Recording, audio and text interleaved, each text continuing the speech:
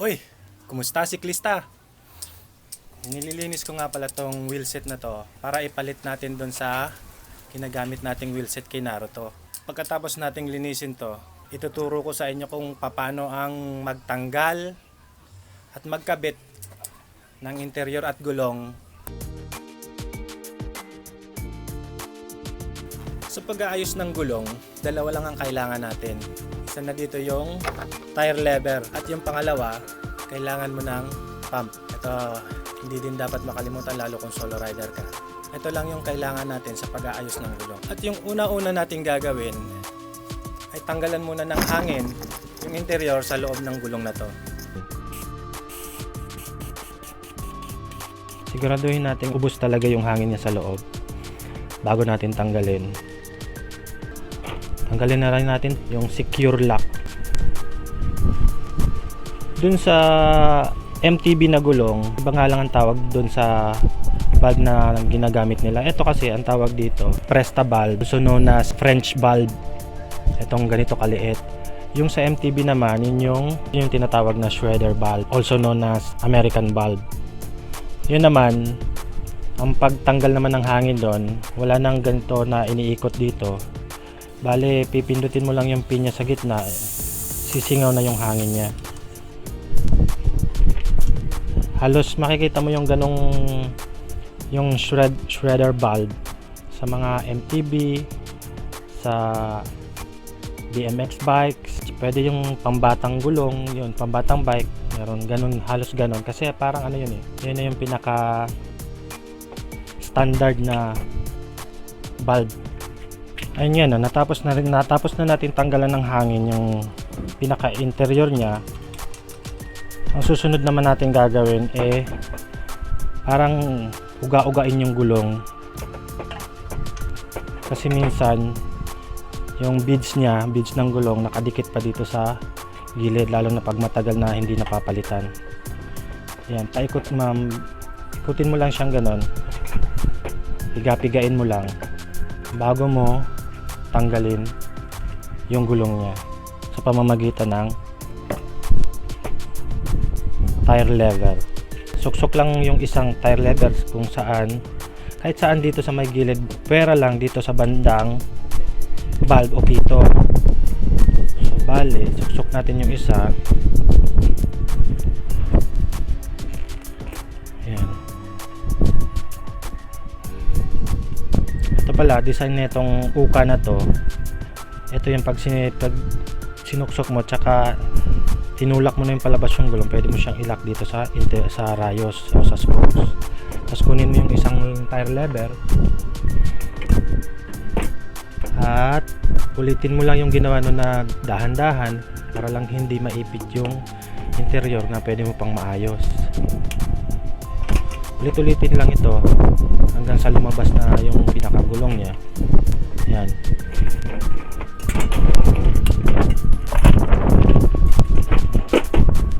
Pag na medyo lumabas na siya, pwede mo na siyang i-slide.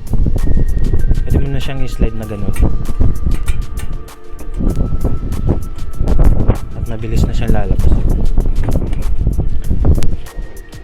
I-slide mo lang siya pag ganun. Paikot.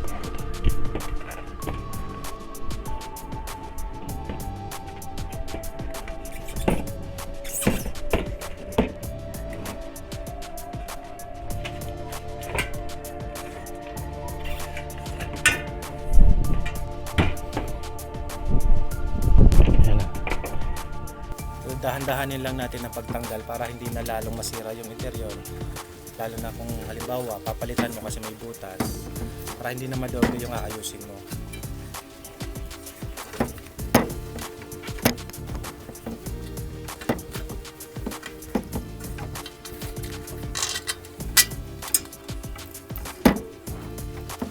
Yung iba hindi na tinatanggal yung pinakagulong niya sa rim para pag-aayusin na mas mabilis na lang nilang tinatanggal. Pero ako mas gustuhin ko pang tanggalin lahat ng gulong at interior dito sa wheelset. Pag natanggal na natin yung gulong, pwede na natin i-check kung may nakakabutas ba dito sa rim, kung may isang bagay na nakakabutas o nakakasira ng interior. tsaka dun sa gulong. I-check mo yun. Yung iba naman, halimbawa yung ganito, yung rim tape nya, pag nakita ng medyo manipis na at lubog-lubog na, ang ginagawa nila, nilalagyan nila ng electrical tape.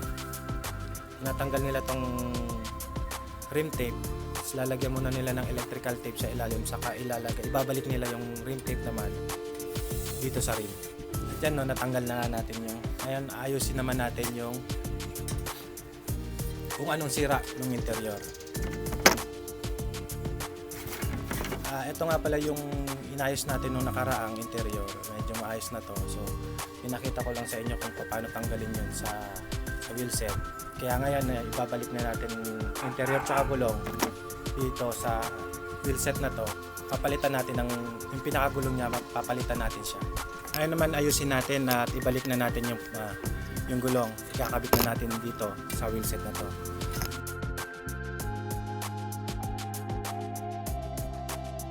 Ayun, sa pagkakabit naman ng gulong, ginagawa ko, medyo lalagyan muna natin ng konting hangin yung interior bago ilagay mismo dito sa gulong para lumapat siya.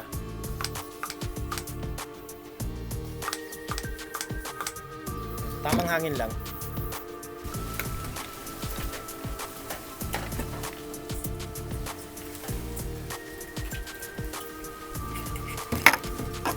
I-check nga rin pala natin kasi ang gulong minsan meron siyang rotation. Ang tawag doon is tinatawag nila na wheel rotation kasi meron na tulad nito. Ito, pakita ko sa inyo yung wheel rotation niya. Meron siyang arrow.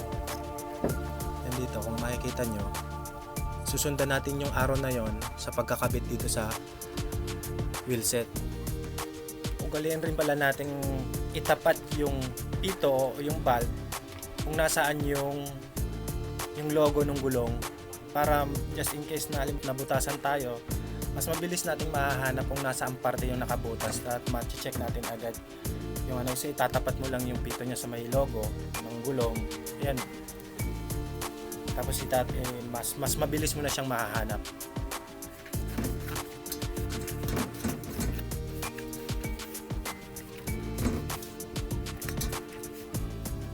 Check natin maigi yung interior sa loob ng goma kasi minsan mayroon siyang parang natupi. At pag nailagay mo na yun sa rim, hindi mo mamamalaya natupi pala yung interior mo. So makakaproblema ka rin. Ilapat na natin sa loob, pwede na natin siyang ilagay sa wheel set.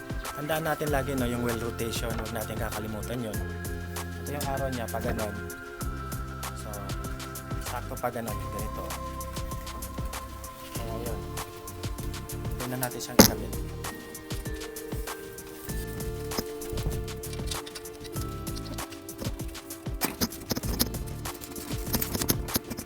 Minsan kayang-kaya namang ilagay sa pamamagitan ng kamay lang kahit wala munang tire level. Kaya tingnan natin. Tingnan natin kung kaya natin kamayin yun muna. So, pag di kinaya, saka tayo gagamit ng tire level.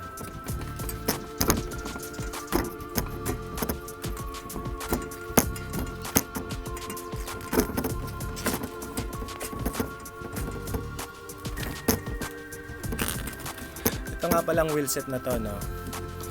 Iniram natin to sa isa sa mga kasama natin.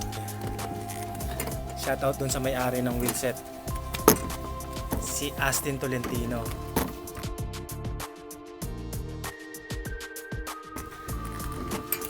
Siya yung lagi natin kasama sa mga rides. Lagi kong kasama yung kapitbahay lang natin yon. Bumili kasi siya ng bagong wheel set, kaya ito hindi na masyadong ginagamit. Kaya hiniram lang muna natin para palitan muna yung set ni Naruto.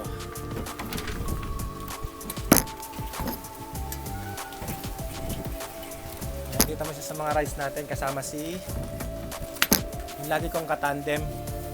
Parang laging katandem sa rides na si Christian na Bleya. Yun, lagi natin kasama yun sa mga rides. Nakikita mo sa mga video ko, lagi pag may rides, lagi nandun yun. Shoutout sa inyo. Astin Tolentino at si Christian Tablea. Check nating maigi yung beads ng gulong. Kasi may linya yan eh. May line kung saan doon dapat tatapat yung pinaka-edge ng rim. Yun nga no, i-check natin maigi yung edges ng mga gulong kasi tulad niyan. Ito yung line niya kung saan doon dapat tatapat yung pinaka-edge ng rim. Ito sa line sa gulong. At ito yung wheel rotation na sinasabi. So bale itong gulong na to nakaganto. Nakaganyan siya. So ganyan ang ikot niya dapat. Ayan, ganyan dapat ang ikot niya. Base doon sa wheel rotation na nakasaad sa kanya. Ayan o. Drag. Kita nyo yan. May wheel rotation siya. Ibig sabihin dapat pa ganun yung under niya. So which is tama naman tayo nailagay natin kasi ito, nandito yung skewer na lock ng skewer. Yan, kagano ng ikot niya. Yan, tapos na-check na natin. Pwede na natin ngayon lagyan ng hangin paunti-unti. Bale, lagay na natin yung lock niya na para hindi umuga-uga.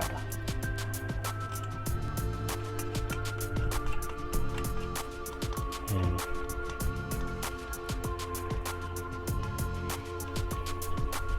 Secure natin yung pinaka-valve niya para pag binobombahan hindi siya umuuga-uga na pwede pang mag-cause ng pag mapunit yung interior niya kung saan nakakabit yung valve. At gawin natin ulit yung pagpiga-piga para masiguro natin walang naiipit na interior sa loob.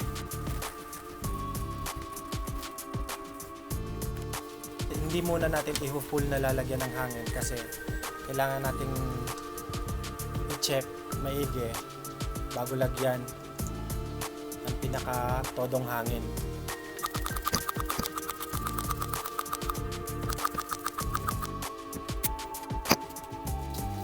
Check muna natin maigi kasi may tabingi.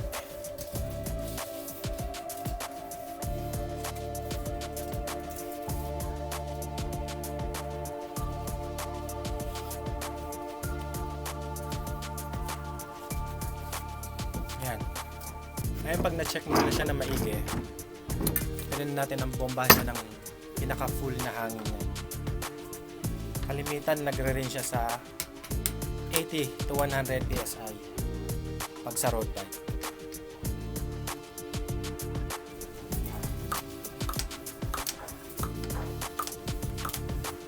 Ayan. Nilagyan ko lang ng mga nasa 80 PSI. At ilak ng maigi itong lock ng pin. Yan, ilalak natin maigi para hindi sumingaw yung hangin. Saka natin takpan ng takip niya. Yan. At yan na. Tapos na nating ayusin yung isang gulong. Maraming salamat sa panonood, no? Ito nga pala ulit si Philip para sa Yep Recycling Vlog. Maraming salamat and ride safe mga siklista.